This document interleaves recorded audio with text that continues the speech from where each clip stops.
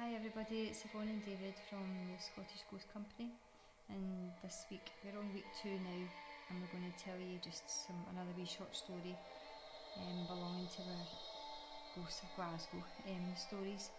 And tonight we're just going to give you a little story about the Glasgow Royal Infirmary. And how mega haunted it is.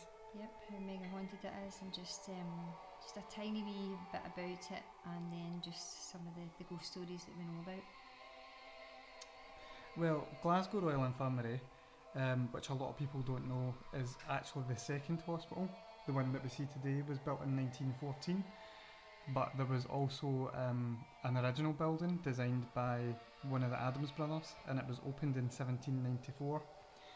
Prior to any hospital being on that site, it was actually the location of the Bishop's Castle, which was a royal castle in Glasgow where all the king, bishop, or whatever you call them, stayed. So the current building was built in 1914, and the way you see it today is the way it was built. So for a hospital, it is really, really old. Just ignore our background music here. Yeah, well, first little ghost story that we're going to talk about is the ghost of Archie. I don't know if there's any of you that are nurses out there, but Archie is quite a kind of famous ghost that haunts or annoys the staff and some of the patients in Glasgow Royal Infirmary. He is known to whisper. He's shown himself to patients that are quite unwell and the dying patients, and actually, as a nurse myself, have had experience of Archie. I was on my break one night, and I didn't know who it was. I just thought it was one of the nurses chapping me up after my break, and I thought, well, that must be my break up, and got up, went down to the nurse's station, and they said no one had chapped me up.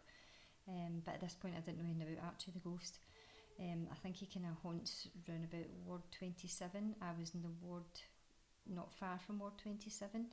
Anyway, this knocking the nurses up out the break happened quite a lot to us when we were on that ward. Oh my God. In fact, 2 or 3 nights in a row it happened to myself. So yeah, I think there are some records that he has shown himself to patients, and he's been seen. He was spotted. Actually, a friend of mine who was recovering. Really? I think it was Ward 24. Really? She seen him. Oh, well, there you go. Well, I know that he has appeared with a man bun, not a man bun, a bun, a bun in his hair. So yeah, that's Archie the ghost. I think that, as I say, that's, well, it's not actually. There's a couple of kind of famous stories about the Royal. The other one that we both know about is the Grey Lady, the Lady in Grey. I'll let you tell that story. The Grey Lady. There's a couple of reports about the Grey Lady, but we don't know if it's the same person, the same spirit that's been seen. There was a man who was a night porter in the 50s and 60s, and he claimed to have seen a stern looking ward sister who was all in grey. And the other report is of a nurse who was looking after I was going to say deranged, but that's not really PC. It got really excited and flew out the bed, and the nurse and the doctors were chasing him around the hospital, and through the madness and the chase, the nurse fell over the banister and tumbled down 4 floors and landed dead on the floor at the bottom. Is that who they think the Grey? That's who they think that the Grey Lady is. But when she fell, they tried to resuscitate her, but she was away. Is she? I think as well. Can they not only see her from? Does she not get like from below the knees? She's missing. She kind of floats. No, that's another nurse. What is it?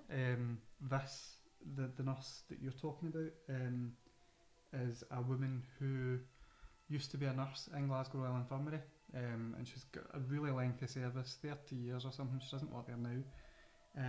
She was walking along a corridor one night, and she saw a ward sister coming towards her, and as the sister passed her, she said, "Oh, evening, sister." And as she walked past, the young nurse noticed that the ward sister was only visible from the knees up. God. I know. That she's seen frequently wandering corridors.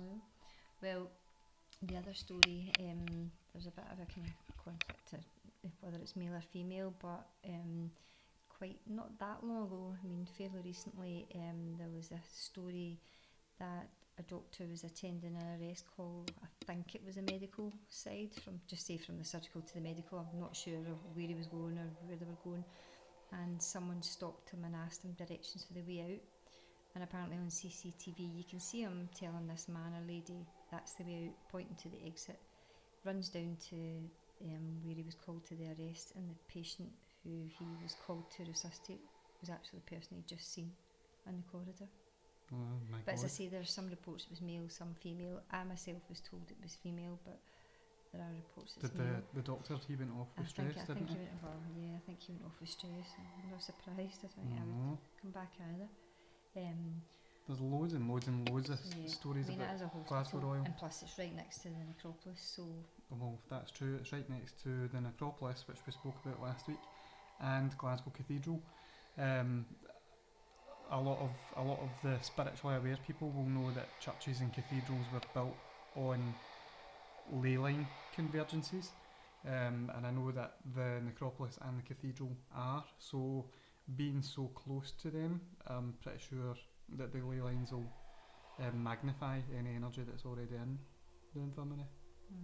So if there's any nurses or any doctors or any staff at all that work in the Royal, and you've any stories to tell us, can you pop some comments on, or else go onto our YouTube channel. We've just started a new channel. You can leave us a wee comment. We'd be interested to hear, because we do actually go up there quite a lot and do investigations up near the Royal. That whole area is really quite spooky and steeped in history, isn't it? It's really active up there.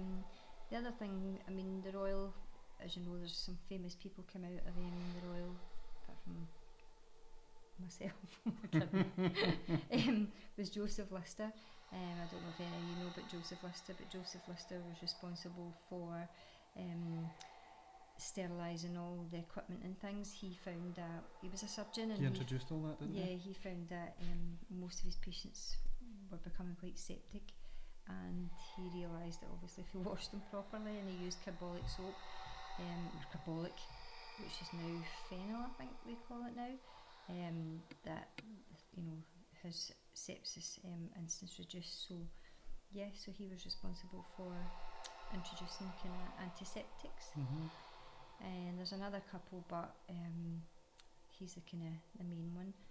But I'm pretty sure we could go on and on all night about the ghosts of the Glasgow Royal, but we're just trying to keep it short, just wee short, very quick, wee bursts of stories.